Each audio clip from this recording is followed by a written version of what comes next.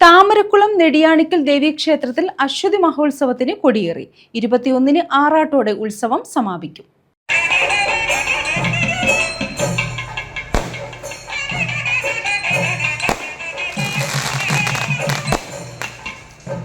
താമരക്കുളം നെടിയാണിക്കൽ ദേവീക്ഷേത്രത്തിലാണ് അശ്വതി മഹോത്സവത്തിന് കൊടിയേറിയത്.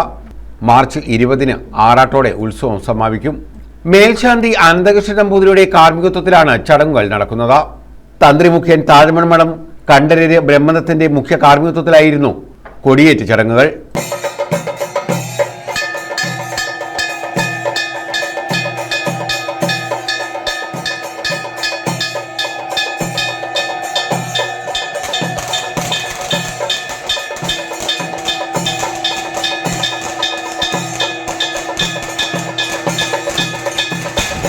ക്ഷേത്രത്തിലെ വിശേഷ ചടങ്ങുകൾക്ക് പുറമെ രാത്രി പകൽ കാഴ്ചകളും നാദവിസ്മയ കാഴ്ചകളും ഉത്സവത്തിന്റെ ഭാഗമായി നടക്കും.